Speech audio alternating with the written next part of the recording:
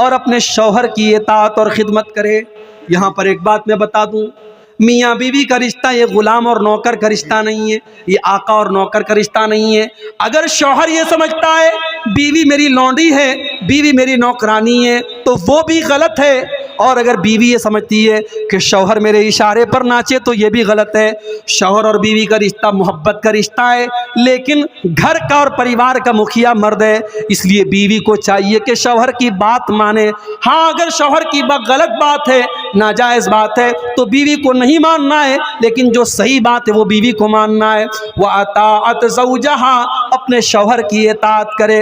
وَأَحْسَنَتْ فَرْجَهَا، اور اپنی شرمگاہ کی حفاظت کرے، اپنی آبرو کی حفاظت کرے، اپنے آپ کو زنا سے بچائے، اپنے آپ کو بدکاری سے بچائے۔ یہ 4 کام جو عورت کر لے، اللہ کے نبی فرماتے ہیں دخلت من ابواب الجنت شات، ایسی عورت جنت کے جس دروازے سے چاہے جنت میں چلی جائے گی۔ تو یہ چند گناہوں کے تعلق سے میں نے آپ کے سامنے میرے بھائیوں بات رکھی ہے۔ اب میں آخر میں اللہ سے یہی دعا کرتا ہوں، اللہ تعالیٰ جو بھی گناہ میں نے بیان کیے ہیں ہم سب کو ان گناہوں سے بچنے کی توفیق عطا فرمائے، اور اگر ہم میں سے کوئی ان گناہوں میں مبتلا ہے، اللہ ہمارے ماؤں بہنوں کو بھی اور ہمارے مردوں کو بھی سب کو سچی توبہ کرنے کی توفیق عطا فرمائے۔ اللہ آج کا یہ پروگرام جن بھائیوں کی محنتوں سے منعقد ہوا ہے، اللہ ان کی محنتوں کو قبول فرمائے، ان کو جزائے خیر عطا فرمائے۔ کل کا پروگرام ابھی باقی ہے، کل ہمارے بڑے عزیز دوست شیخ ابوالکلام سلفی حفظہ اللہ جھارکھنڈ سے تشریف لا رہے ہیں، ہمارے بہت خاص دوست ہیں، کل ان کا بیان بھی آپ حضرات سنیں گے۔ اللہ تعالیٰ ان کی بھی محنتوں اور کوششوں کو قبول فرمائے، اللہ کہنے سننے سے زیادہ ہم سب کو عمل کرنے کی توفیق عطا فرمائے، آمین۔ وآخر دعوانا میرے بھائی کبھی ٹھنڈے دماغ سے غور کرو، میرے نبی نے فرمایا تھا کہ ہر دور میں میری امت میں ایک جماعت ایسی رہے گی جو صحیح کو صحیح کہے گی، غلط کو غلط کہے گی۔ اگر علی مرزا جو بات پیش کر رہا ہے اگر وہ بات صحیح ہے تو علی مرزا کے پہلے یہ باتیں کہنے والا کوئی کیوں نہیں تھا؟ اس امت میں 1400 سال سے آج تک جو سلف کا عقیدہ ہے، جو امت کا عقیدہ ہے، سب نے حضرت معاویہ کو صحابی مانا ہے، سب نے حضرت معاویہ کا احترام کیا ہے، اور سب نے یہ کہا ہے صحابہ کے بیچ میں جو اختلاف ہوا ہے، جو لڑائی جھگڑا ہوا ہے، جو جنگ ہوئی ہے، اس کے بارے میں اپنی زبان کو بند رکھو۔ اور یہ مردود کیا کہتا ہے؟ یہ کہتا ہے صاحب اگر میں ہوتا اس دور میں تو میں علی کے ساتھ ہوتا اور میں معاویہ کے خلاف جنگ کرتا۔ ارے تو ہے کون، تیری اوقات کیا ہے؟ اور آج ہمارا نوجوان ایسے انسان کو اپنا امام مانتے ہیں، اس کو فالو کرتے ہیں، اس کی تقریریں سن کر کے بہت ساری عورتیں اس کی تقریریں سنتی ہیں، کہتی صاحب وہ بڑی اچھی باتیں کرتے ہیں، سماجی باتیں کرتے ہیں۔ معاف کیجئے گا، معاف کیجئے گا، آپ جس کو امام اور اپنا عالم بنا رہے ہیں اور جس کی آپ تقریروں کو سن رہے ہیں، عقیدے کا ہونا بھی بہت ضروری ہے۔ آپ اگر کسی کی تقریر سن رہے ہیں، آپ اس کو اپنے دین کا ٹیچر بنا رہے ہیں، اور ٹیچر ہر ایرے غیر نتو خیرے کو نہیں بنایا جاتا، ٹیچر اس کو بنایا جاتا ہے جو ہمارے سبجیکٹ کا ماہر ہو۔ ہم سائنس پڑھنے جاتے ہیں تو میتھ کے ٹیچر کے پاس نہیں جاتے، میتھ پڑھنے جاتے تو انگلش کے ٹیچر کے پاس نہیں جاتے، انگلش پڑھنے جاتے تو ہسٹری کے ٹیچر کے پاس نہیں جاتے، ہم سبجیکٹ کے ٹیچر سے ہم کانٹیکٹ کرتے ہیں اور اس سے ہم علم لیتے ہیں۔ میرے بھائیوں، دین کا علم علماء سے حاصل کرو، اور جب علماء کی بات آئی ہے تو ایک اور درد میرے دل میں ہے، وہ آج آپ کے سامنے بیان کر دیتا ہوں۔ ماشاءاللہ کلیا چک کا علاقہ پورے ہندوستان میں اس کی اپنی ایک پہچان ہے۔ ہم نے دیکھا تھا جب پورے ملک میں ناانصافی کے خلاف دھرنا پردرشن ہو رہا تھا، اسی کلیا چک میں بہت بڑے پیمانے پر ویرودھ پردرشن ہوا تھا۔ یہاں کے مسلمانوں کی اپنی ایک آواز ہے، یہاں کے مسلمانوں کی اپنی ایک طاقت مانی جاتی ہے، مگر آپ کے علاقے میں ایک امام صاحب نے مجھ سے کہا 15 سال سے میں ایک مسجد پر امامت کرا رہا ہوں، 15 سال سے ایک مسجد پر میں نماز پڑھا رہا ہوں، اور سرکاری 3000 کے علاوہ مسجد کے لوگ مجھے 6000 روپیہ یعنی ٹوٹل 9000 روپیہ مہینے میں اپنی گزر بسر کر رہا ہوں۔ اور جب میں نے اپنا مکان بنوایا تو مسجد کے متولی صاحب مجھ سے ناراض ہو گئے اور کہنے لگے تم کتنا پیسہ پاتے ہو، تم نے مکان بنا لیا۔ یعنی ہم یہ چاہتے ہیں ہماری مسجد کا امام ہمیشہ بھکاری بنا رہے، اس کے پاس اپنے رہنے کا مکان نہ بنے۔ آج کتنی مسجدیں ہیں جہاں 4000 اور 3000 پر ہم نے 5 ٹائم کی نماز پڑھانے کے لیے امام کو رکھا ہے، پورے گاؤں میں پورے محلے میں کوئی نماز نہ پڑھے کوئی حرج کی بات نہیں ہے۔ امام صاحب بیچارے اگر ایک دن فجر کی نماز میں ان کی نیند لیٹ سے کھل جائے تو صبح چائے کے ہوٹلوں پر بیڑی سلگاتے ہوئے اور بیڑی کا دھواں نکالتے ہوئے لوگ کہتے ہیں ارے امام صاحب تو آج فجر کی نماز میں نہیں اٹھے۔ امام تمہارے باپ کا نوکر نہیں ہے، تمہاری لونڈی نہیں ہے، تمہیں یہ حق کس نے دیا ہے کہ تم ہر چھوٹی بڑی بات پر اپنے امام پر کیچڑ اچھالتے ہو؟ دنیا کی ہر قوم اپنے دھرم گرو کی عزت کرتی ہے، اپنے مذہب کے جو گرو ہوتے ہیں ان کا سمان کرتی ہے، اور آج آپ نے اپنے علماء کو بھکاری بنا دیا۔ کتنے مدرسے ہیں بنگال میں جہاں کے علماء 5-5 ہزار اور 6-6 ہزار مہینے پر پڑھا رہے ہیں، اور جب ان کی سیلری کا ٹائم آتا، ان کی تنخواہ کا ٹائم آتا ہے تو مدرسے کا سیکریٹری کہتا ہے جاؤ سائیکل اٹھاؤ اور چندہ کر کے لاؤ، اسی میں سے تمہاری سیلری دیں گے۔ وہ مولوی بیچارہ جا کر کے موٹر سائیکل سے اور سائیکل سے گھر گھر جا کر کے بھیک مانگے، تب جا کر کے اس کی سیلری کا انتظام ہوتا ہے۔ یہی حالات رہے تو وہ دن دور نہیں ہے جب آپ کی مسجدوں میں امام نہیں ملیں گے میرے بھائی، جب آپ کے مدرسوں میں پڑھانے والے ٹیچر نہیں ملیں گے۔ ابھی ایک صاحب نے بتایا کہ ایک مولوی جو مدرسے میں بچوں کو پڑھا رہا تھا آج کوئلہ ٹھیلنے کا کام کر رہا ہے، اور کسی نے پوچھا تم تو اچھا خاصا بچوں کو پڑھا رہے تھے، تم یہ کوئلہ ٹھیلنے کا کام کیوں کرنے لگے؟ کہا کہ وہاں 4,000 روپیہ لوگ مجھے تنخواہ دیتے تھے اور 12,000 کا مسئلہ پوچھتے تھے۔ وہ کوئلہ ٹھیل رہا ہے۔ لاک ڈاؤن کے بعد کتنے علماء نے بزنس کرنا شروع کر دیا، نوکری کرنے لگے، رکشہ چلانے لگے، مزدوری کرنے لگے۔ انہوں نے کہا یہ غلامی ہم نہیں کریں گے۔ میرے بھائیو اپنے علماء کی عزت کرو، اپنے ائمہ کی عزت کرو۔ اگر تمہیں یہ حق ہے کہ تم اچھا مکان بنا کے رہو تو ان علماء کو بھی حق ہے کہ وہ مکان بنائیں۔ اگر تمہارے بچے اچھے اسکولوں میں پڑھتے ہیں اور اعلیٰ تعلیم حاصل کرتے ہیں تو ان علماء کو بھی پورا حق حاصل ہے کہ وہ اپنے بچوں کو اسکولوں میں اور اعلیٰ تعلیم دلائیں، ان کے بچے بھی بہترین تعلیم حاصل کریں۔ اور اگر آپ اپنے بیوی بچوں کے ساتھ رہتے ہیں تو ان علماء کو بھی اپنے بیوی بچوں کے ساتھ رہنے کا حق حاصل ہے۔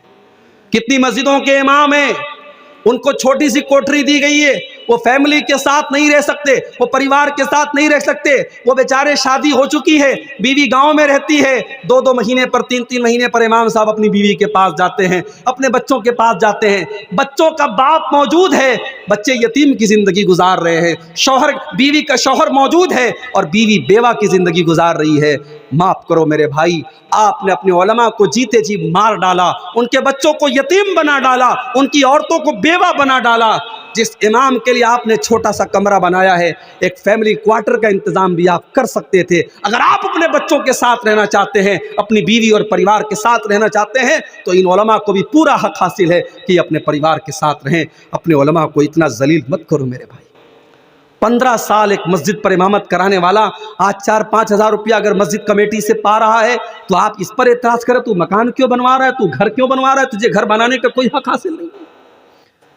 سوچو اس امام کے دل پر کیا گزری ہوگی۔ وہ 15 سال اگر اس نے کسی بزنس میں دیا ہوتا تو شاید آج اس کا بزنس بہت آگے بڑھ گیا ہوتا۔ اس نے 15 سال کسی پرائیویٹ کمپنی میں نوکری کی ہوتی تو آج اس کی سیلری بہت زیادہ ہوتی۔ میرے پیارے ساتھیوں، اپنے علماء کو اتنا مجبور مت کرو۔ اللہ کی قسم جب کسی مسجد میں کوئی مولوی کھڑا ہو کے کہتا ہے لوگوں میری بچی کی شادی ہے، مجھے اپنی بچی کی شادی کے لیے مجھے پیسے چاہیے، تو مجھے تکلیف ہوتی ہے کہ ہم نے اپنے علماء کو اس مقام پہ لا کے کھڑا کر دیا کہ ان کو اپنی بیٹیوں کی شادی کے لیے بھیک مانگنی پڑ رہی ہے، ان کو اپنی بیوی کے علاج کے لیے بھیک مانگنی پڑ رہی ہے۔ نہیں میرے بھائی، اپنے علماء کو عزت دو، سمان دو، مقام دو۔ وہ تمہارے نوکر نہیں ہیں، وہ تمہارے غلام نہیں ہیں، ان کا احسان ہے تمہارے اوپر، ان کا احسان ہے تمہارے اوپر۔ تمہارے ماں باپ سے بڑا احسان ہے۔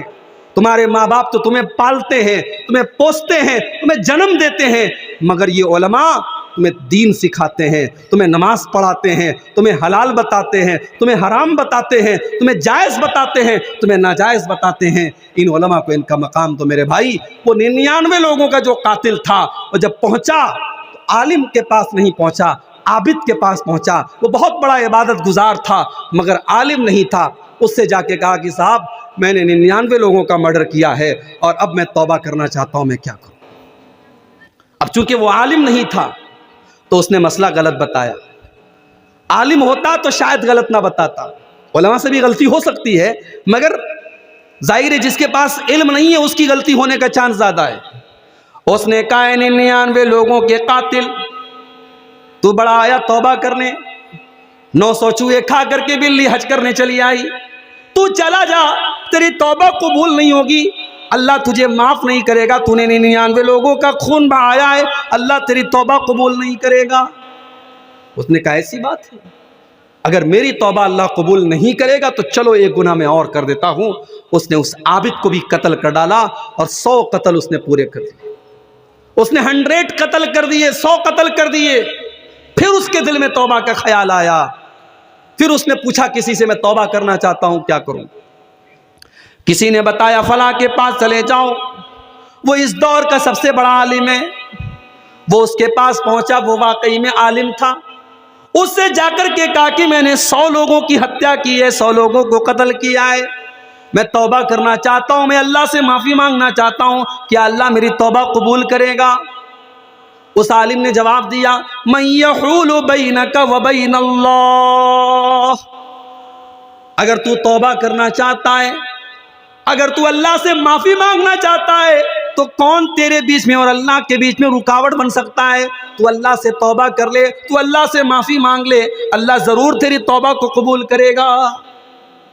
اس نے صحیح جواب دیا کہ 100 لوگوں کا قتل کرنے کے بعد بھی اگر تو توبہ کرنا چاہتا ہے اللہ تیری توبہ کو قبول کرے گا، مگر اس کے لیے تجھے ایک کام کرنا پڑے گا، تجھے برے لوگوں کی بستی کو چھوڑنا پڑے گا۔ یہ برے لوگوں کی بستی ہے، یہ گناہ گاروں کی بستی ہے، اسے چھوڑ کر کے تجھے فلاں بستی میں جانا پڑے گا جہاں نیک لوگ رہتے ہیں، جہاں اچھے لوگ رہتے ہیں۔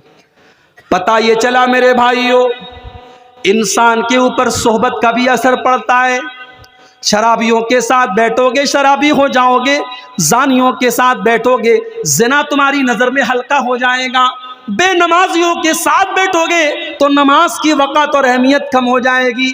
اس لیے میرے بھائیوں اور میری بہنوں، جب آپ کسی سے دوستی کرو، کسی کو اپنا دوست بناؤ تو دیکھ بھال کر کے اپنا دوست بناؤ، اچھے لوگوں کو اپنا دوست بناؤ۔ اگر بے دین لوگوں کو اور دین سے دور لوگوں کو اپنا دوست بناؤ گے تو تمہارے دین کو برباد کر ڈالیں گے۔ صحبت کا بڑا اثر ہوتا ہے۔ اب وہ 100 لوگوں کا قاتل اپنے گاؤں سے نکلا، اپنی بستی سے نکلا، اور ابھی وہ راستے ہی میں تھا کہ اس کی موت کا ٹائم آ گیا۔ اب جب موت کا ٹائم آ گیا تو رحمت کے فرشتے بھی موقع پر پہنچ گئے اور عذاب کا فرشتہ بھی پہنچ گیا۔ عذاب کا فرشتہ کہنے لگا یہ 100 لوگوں کا قاتل ہے، اس کی روح کو میں لے کر کے جاؤں گا، یہ عذاب کا حقدار ہے۔ رحمت کا فرشتہ کہنے لگا نہیں نہیں، یہ تو توبہ کر چکا تھا، یہ تو اللہ سے معافی مانگ چکا تھا، یہ تو نیک لوگوں کی بستی کی طرف جا رہا تھا، یہ تو اللہ کی رحمت کا حقدار ہے، اس کی روح کو میں لے کر کے جاؤں گا۔ اب رحمت کا فرشتہ اور عذاب کا فرشتہ دونوں آپس میں لڑنے لگے۔ اللہ نے ایک تیسرے فرشتوں کو بھیجا انسان کی شکل میں، وہ وہاں سے گزرنے لگا۔ دونوں فرشتوں نے اس کو روکا، کہا بھائی ہم دونوں فرشتے ہیں، یہ رحمت کا فرشتہ ہے، میں عذاب کا فرشتہ ہوں، اور ہمارے بیچ میں یہ معاملہ چل رہا ہے، آپ ہی کوئی حل بتا دیجئے۔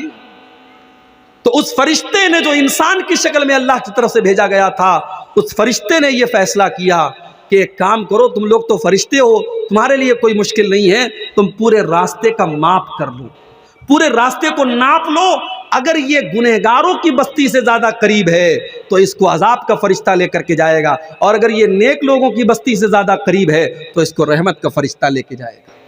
جب دونوں فرشتوں نے راستے کو ناپا ہے، حدیث کے الفاظ ہیں میرے پیارے ساتھیوں، اللہ کے نبی فرماتے ہیں کہ وہ ایک بالشت، یہ جو ہاتھ کے پنجے کا جو یہ ماپ ہوتا ہے اس کو اردو میں بالشت کہتے ہیں، ہمارے یہاں اردو میں بتہ بولتے ہیں اس کو۔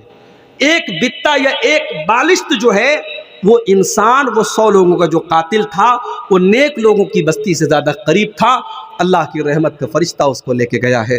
اس لیے گناہ جتنے بھی زیادہ ہو جائیں اللہ کی رحمت سے انسان کو مایوس نہیں ہونا چاہیے، توبہ کرنا چاہیے، اللہ سے معافی مانگنا چاہیے۔ مگر یہ بات یاد رکھو میرے بھائی، جب ہم کوئی گناہ کا کام کرتے ہیں اس گناہ کا اثر ہمارے بچوں پر بھی پڑتا ہے، ہمارے اوپر بھی پڑتا ہے۔ ہمارے اوپر یہ پڑتا ہے کہ ہمارے دل سخت ہو جاتے ہیں، ہمارے دل کٹھور ہو جاتے ہیں، اور دل جب کٹھور ہو جاتا ہے، دل جب سخت ہو جاتا ہے تو قرآن کی آیتوں کا اثر نہیں ہوتا ہے، نبی کی حدیثوں کا اثر نہیں ہوتا ہے۔ آج رات بھر جلسے ہو رہے ہیں، جمعہ کے اندر خطبے ہو رہے ہیں، تقریریں ہو رہی ہیں، مگر دل کے اوپر کوئی اثر نہیں پڑ رہا ہے، کیونکہ دل سخت ہو چکا ہے، دل کٹھور ہو گیا ہے، دل سخت ہو گیا ہے۔ اسی لیے اللہ نے قرآن کے پہلے پارے میں جب بنی اسرائیل کا ذکر کیا تو فرمایا ثم قست قلوبکم من بعد ذلک فہی کالحجارۃ او اشد قسوا۔ اے یہودیو، تم نے اللہ کو اتنا ناراض کیا، تم نے اللہ کو اتنا ناراض کیا کہ گناہ کرنے کی وجہ سے تمہارے دل سخت ہو گئے، اور اتنے سخت ہو گئے فہی کالحجارۃ او اشد قسوا، تمہارے دل تو پتھروں سے بھی زیادہ سخت ہو گئے، دل کٹھور ہو گیا ہے ہمارا۔ تقریریں سن رہے ہیں ہم، مگر دل کے اوپر اثر نہیں پڑ رہا ہے۔ ہم بیان سن رہے ہیں، ہم قرآن کی آیتیں سن رہے ہیں، مگر دل کے اوپر اثر نہیں ہو رہا ہے۔ تو دل کو اگر سختی سے بچانا ہے تو گناہ سے بچنا پڑے گا میرے بھائی۔ اسی لیے اللہ کے نبی فرماتے ہیں جب بندہ کوئی گناہ کرتا ہے نُکِتَتْ فِي قَلْبِهِ نُقْطَةً سَوْدَا، اس کے دل کے اوپر ایک کالے رنگ کا نقطہ ڈال دیا جاتا ہے، ایک کالے رنگ کا دھبا ڈال دیا جاتا ہے۔ اگر بندہ توبہ کر لیتا ہے، اگر بندہ اللہ سے معافی مانگ لیتا ہے، وہ کالے رنگ کا دھبا مٹا دیا جاتا ہے، اور اگر بندہ دوبارہ وہ گناہ کرتا ہے وہ کالے رنگ کے دھبے اور بڑھتے چلے جاتے ہیں، حتیٰ تَعْلُوَ قَلْبَهُ، یہاں تک کہ اس کے پورے دل کے اوپر چھا جاتے ہیں۔ جب بندہ گناہ پر گناہ کرتا چلا جاتا ہے اس کا پورا دل کالا ہو جاتا ہے، اور جب دل کالا ہو جاتا ہے تو انسان کا دل کیسا ہو جاتا ہے؟ کَلَّا بَلْ رَانَ عَلَىٰ قُلُوبِهِم مَّا كَانُوا يَكْسِبُونَ، انسان کے گناہ اس کے دل کے اوپر چھا جاتے ہیں، پھر دل کے اوپر کوئی اثر نہیں پڑتا ہے۔ تو اس لیے اگر گناہ کریں گے ہم تو ہمارے دل سخت ہو جائیں گے، یہ گناہ کا پہلا نقصان ہوگا۔ گناہ کا دوسرا نقصان، انسان اگر گناہ کرے گا اس کی روزی روٹی پر اثر پڑے گا، اس کے مقدر میں جو روزی ملنے والی تھی، اس کی دکان پہ جو کسٹمر آنے والا تھا، اس کے کاروبار میں جو منافع اور پروفٹ ہونے والا تھا، وہ اللہ تعالیٰ ہٹا لیتا ہے، چھین لیتا ہے۔ ان العبد لیحرم الرزق بذنب یصیبہ، بندہ اپنے گناہ کی وجہ سے اپنی روزی روٹی سے محروم کر دیا جاتا ہے، انسان کی روزی روٹی پر اثر پڑتا ہے۔ اسی لیے اگر انسان نیکی کا راستہ اختیار کرے گا، تقوی کا راستہ اختیار کرے گا، تو اللہ اس کو روزی روٹی کے دروازے بھی اس کے لیے کھول دے گا۔ وَمَن يَتَّقِ اللَّهَ يَجْعَل لَّهُ مَخْرَجًا وَيَرْزُقْهُ مِنْ حَيْثُ لَا يَحْتَسِبُ، جو اللہ سے ڈرے گا اللہ تعالیٰ اس کے لیے ضرور کوئی نہ کوئی راستہ نکالے گا، اور اللہ وہاں سے روزی دے گا، انسان سوچ بھی نہیں سکتا کہ کہاں سے روزی آ رہی ہے۔